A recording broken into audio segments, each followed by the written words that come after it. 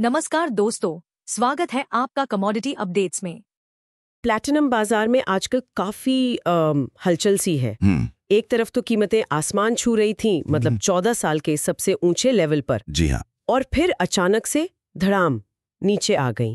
तो आज हम इन्हीं उतार चढ़ावों को और इनके पीछे क्या चल रहा है उसे समझने की कोशिश करेंगे। हमारे पास कुछ ताज़ा रिपोर्ट्स और एनालिसिस हैं। हाँ, ये गिरावट काफी नाटकीय थी। बिल्कुल 16 अक्टूबर को देखिए, कीमत $1744 प्रति औंस तक पहुंच गई थी। हाँ, 2011 के बाद सबसे ऊंची। बिल्कुल। और फिर अगले ही दिन, एक ही दिन में 6.5% से ज्यादा गिरकर $1610 के भी नीचे चली गई। बहुत तेज गिरावट। इतना बड़ा स्विंग क्या वजह रही है इसे एकदम से गिरावट की? ऐसा लगा जैसे बाजार ने अचानक यू टर्न ले लिया हो। देखिए, इसकी फौरी वजह तो अमेरिका चीन व्यापार तनाव में थोड़ी नरमी आने की उम्मीदें थीं। अच्छा। राष्ट्रपति ट्रंप का वो बयान आया कि शायद वो 100% टैरिफ ना लगाएं चीनी सामानों पर।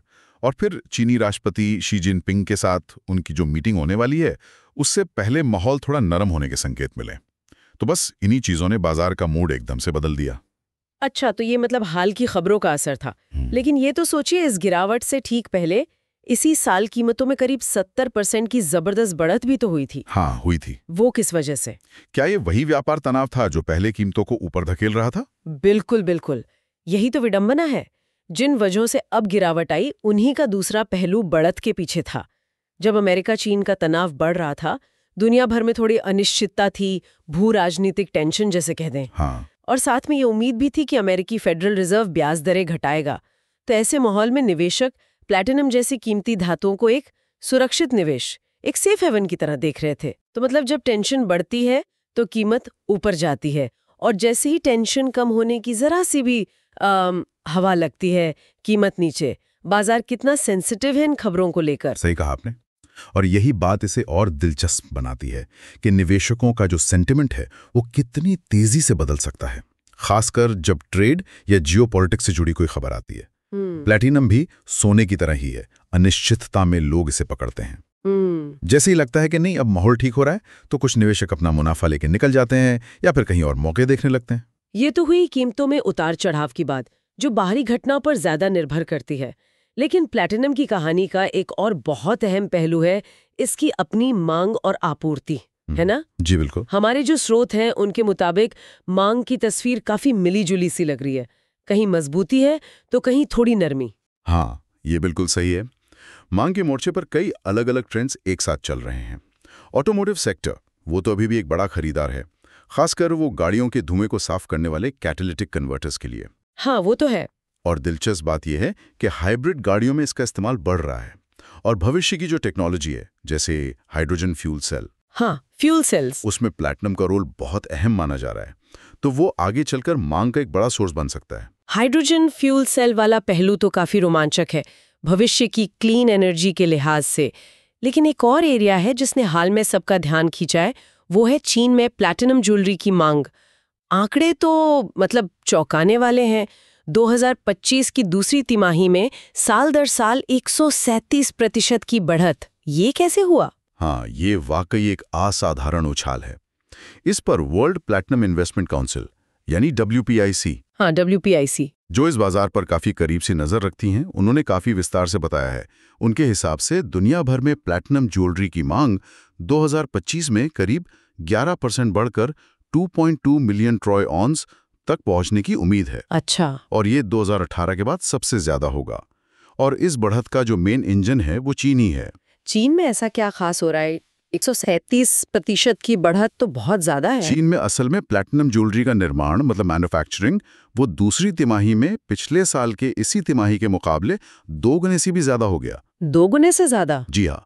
और पूरे 2025 साल के लिए अनुमान है कि ये पिछले साल के मुकाबले 42% बढ़कर करीब 585,000 ऑन्स तक पहुंच जाएगा। ये आंकड़े मैन्युफैक्चरिंग के हैं, ध्यान दीजिएगा। मैन्युफैक्चरिंग इतनी बढ़ गई, लेकिन क्या लोग इसे खरीद भी रहे हैं? दुकानों पर बिक्री, रिटेल बिक्री, क्या वो भी उतनी ही तेजी से बढ़ी है? यहीं पर WPIC ने एक जरूरी वार्निंग दी है। अच्छा। उनका कहना है कि इस बात के कोई पुख्ता सबूत नहीं है कि रिटेल बिक्री, यानी जो असली ग्राहक दुकानों से खरीद रहे हैं, वो इस बढ़ी हुई मैन्युफैक्चरिंग की रफ्तार से मैच कर रही है। बल्कि जून के महीने में तो शोरूम और निर्माताओं की एक्टिविटी में तेजी से कमी भी देखी गई। ओह, तो ये मैन्युफैक्चरिंग में जो उछाल है, ये एक तरह का क्या कहें बबल जैसा हो सकता है। क्या वजह हो सकती है इसकी? हो सकता है कि कीमतें जो इतनी बढ़ गई थी और आगे कीमतों में करेक्शन या गिरावट की जो आशंका थी, उसने खरीदारों को थोड़ा सा पीछे हटने पर मजबूर किया हो। या ये भी हो सकता है कि निर्माता भविष्य की मांग का अंदाजा लगाकर स्टॉक बना रहे हों। तो ये देखना अहम होगा कि ये जो ज्वेलरी डिमांड का उछाल है, ये कितना सस्टेनेबल है, कितना टिकाऊ है। ये एक पहेली है जिस पर नजर रखनी होगी। ये वाकई ध्यान देने वाली बात है। तो एक तरफ चीन की ज्वेलरी मैन्युफैक्चरिंग में जबरदस्त उछाल है, लेकिन उस पर एक सवालिया निशान भी है कि बिक्री वैसी है या नहीं। क्या मांग के मोर्चे पर कहीं नरमी के भी संकेत हैं? हाँ बिल्कुल। अगर हम पूरी तस्वीर को देखें तो कुछ अहम सेक्टर्स में मांग घटने का भी अनुमान है। WPIC का ये अनुमान है कि इस साल ऑटो सेक्टर से प्लैटिनम की खपत में लगभग 3% की कमी आ सकती है। ऑटो सेक्टर में कमी क्यों? अभी तो हम बात कर रहे थे कि हाइब्रिड गाड़ियों में इस्तेमाल बढ़ रहा है। हाँ, हाइब्रिड में बढ़ रहा है, लेकिन शायद ओवरऑल जो पारंपरिक पेट्रोल डीजल गाड़ियों का प्रोडक्शन है, उसमें थोड़ी नरमी हो या फिर कुछ और तकनीकी बदलाव हो। कुल मिलाकर ऑटो सेक्टर की मांग थोड़ी कम होने का अनुमान है, और इससे भी बड़ी गिरावट दूसरे इंडस्ट्रियल यूज मतलब अन्य औद्योगिक इस्तेमालों में देखने को मिल सकती है। अन्य औद्योगिक इस्तेमाल जैसे कि और कितनी गिरावट का अनुमान है वहाँ? इसमें मुख्य रूप से ग्लास मैन्युफैक्चरिंग जैसे क्षेत्र आते हैं। अनुमान यह है कि इन औद्योगिक क्षेत्रों से प्लैटिनम की मांग में इस साल 22% की भारी गिरावट आ सकती है। 22%? जी हाँ, 22%। खासकर इसलिए क्योंकि ग्लास प्रोडक्शन कैपेसिटी बढ़ाने के जो नए प्रोजेक्ट्स हैं वो कम हुए हैं। 22% की गिरावट, ये तो बहुत ज्यादा है। हाँ, ये खासी बड़ी गिरावट है। और इन सभी गिरावटों को अगर मिला दें तो इस साल प्लैटिनम की कुल मांग में पिछले साल के मुकाबले 4% की कमी आने का अनुमान है।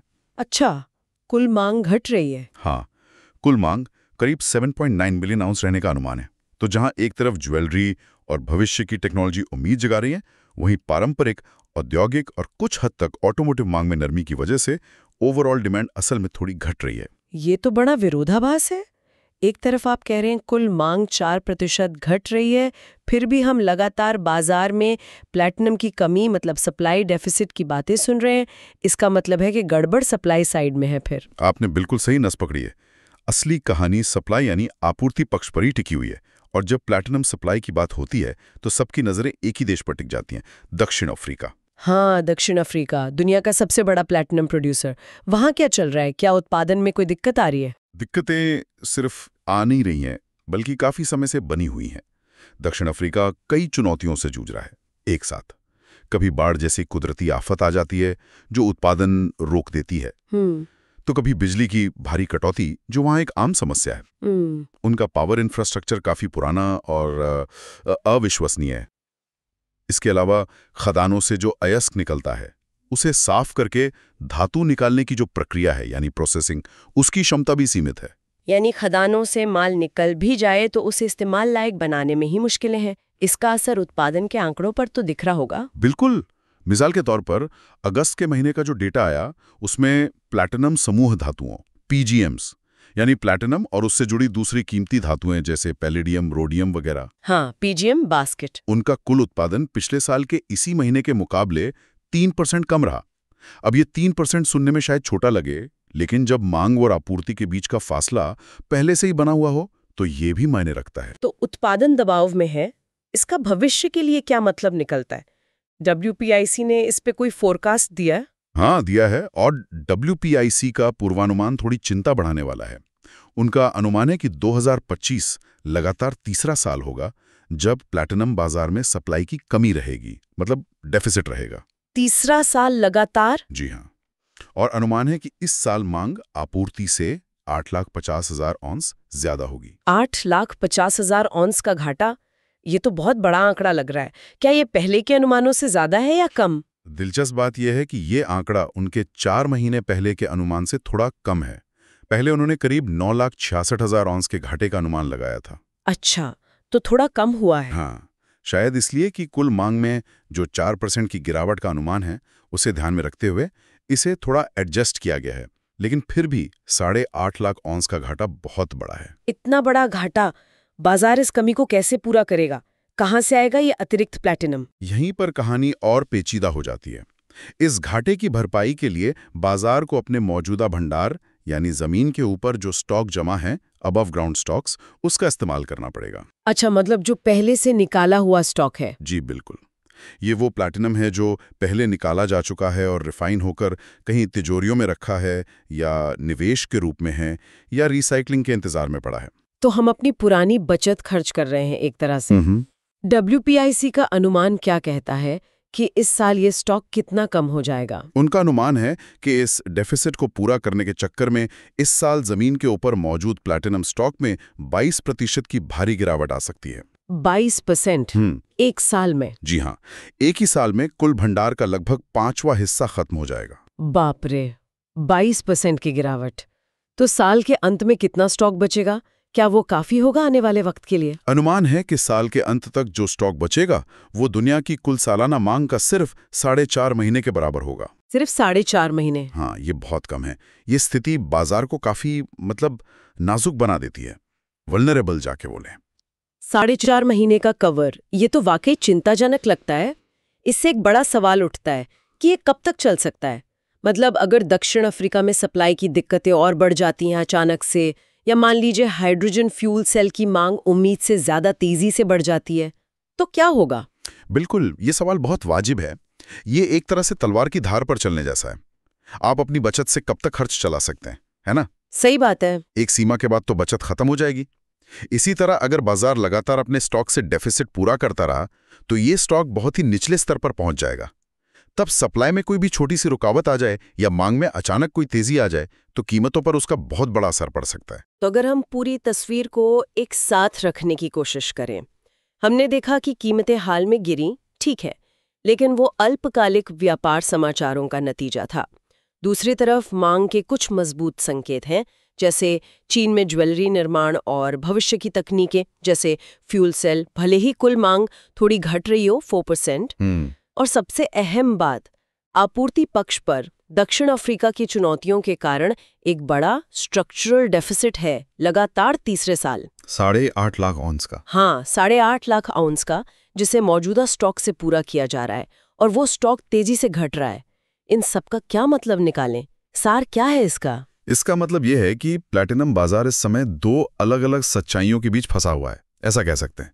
एक तरफ शॉर्ट टर्म फैक्टर्स हैं, जैसे ट्रेड नेगोशिएशन की खबरें जो कीमतों में रोजाना या हफ्ते भर में उतार चढ़ाव ला रहे हैं। हाँ। दूसरी तरफ लॉन्ग टर्म की बुनियादी सच्चाई है, यानी मांग के मुकाबले सप्लाई का लगातार कम रहना, जिससे एक स्ट्रक्चरल घाटा पैदा हो रहा है और भंडार खत्म हो रहे हैं। और ये घाटा, अब जैसा आपने कहा, कुल मांग में 4% की अनुमानित गिरावट के बावजूद 8.5 लाख आउंस का है, जो सप्लाई की दिक्कतों को और उजागर करता है। तो ऐसा लगता है कि बाजार अभी शॉर्ट टर्म के शोर पे, मतलब खबरों पर ज्यादा ध्यान दे रहा है, जबकि अंदर ही अंदर एक बड़ी कहानी पक रही है, घटते स्टॉक और सप्लाई की कमी की कहानी। क्या ऐसा कहना सही होगा? हाँ, काफी हद तक ये सही है। अल्पावधि में बाजार की भावनाएं, सेंटिमेंट और बड़ी आर्थिक खबरें हावी रह सकती हैं, लेकिन लंबे समय में किसी भी कमोडिटी का दाम आखिरकार उसकी मांग और आपूर्ति के फंडामेंटल से ही तय होता है। जैसे जैसे स्टॉक कम होता जाएगा, सप्लाई की कमी का असर कीमतों पर दिखना शुरू हो सकता है, खासकर अगर कोई और अनपेक्षित घटना घट जाए सप्लाई साइड पर।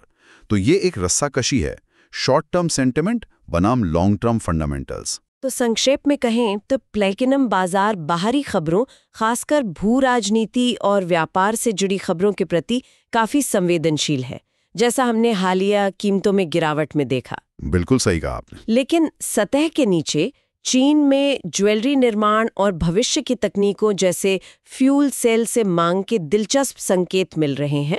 हालांकि कुल मांग थोड़ी नरम है, 4% नीचे। सही, पर असली चिंता आपूर्ति पक्ष पर है, जहां दक्षिण अफ्रीका की चुनौतियों के कारण उत्पादन जूझ रहा है और नतीजतन लगातार तीसरे साल एक बड़े घाटे का अनुमान है। बिल्कुल सही कहा आपने। और ये घाटा मौजूदा स्टॉक को तेजी से कम कर रहा है, जो WPIC के अनुसार अब सिर्फ 4.5 महीने की मांग के बराबर बचा है। बाजार इस समय एक तरह से अल्पकालिक समाचारों और दीर्घकालिक आपूर्ति मांग की जो हकीकत है उसके बीच संतुलन साधने की कोशिश कर रहा है। ये वाकई एक जटिल और ध्यान खींचने वाली स्थिति है, और ये हमें एक अहम सवाल पर लाकर छोड़ देती है, जिस पर शायद निवेशकों और विश्लेषकों को सोचना चाहिए। ये देखते हुए कि बाजार खाते को पूरा करने के लिए अपने घटते स्टॉक पर इतना निर्भर है, तब क्या होगा जब ये स्टॉक और भी कम हो जाएगा, खासकर अगर दक्षिण अमेरिका में कोई और बड़ी उत्पादन में बाधा आ जाए या फिर हाइड्रोजन फ्यूल सेल जैसी नई तकनीकों से मांग उम्मीद से कहीं ज्यादा तेजी से बढ़ जाए। ये स्टॉक की कमी कब तक कीमतों को बुनियादी हकीकत यानी सप्लाई डिमांड के असली खेल से दूर रख पाएगी? ये वो सवाल है जिसका जवाब शायद हमें आने वाले महीनों और सालों में मिलेगा। एक जरूरी बात, ये चैनल सिर्फ एजुकेशनल और इन्फॉर्मेशनल पर्पस के लिए है। बने रहिए हमारे साथ हर बड़ी कमोडिटी खबर के लिए, सिर्फ कमोडिटी अपडेट्स पर। चैनल को सब्सक्राइब जरूर कीजिए और बेल आइकन दबाएं ताकि आप कोई भी इम्पोर्टेंट अपडेट मिस ना करें। धन्यवाद।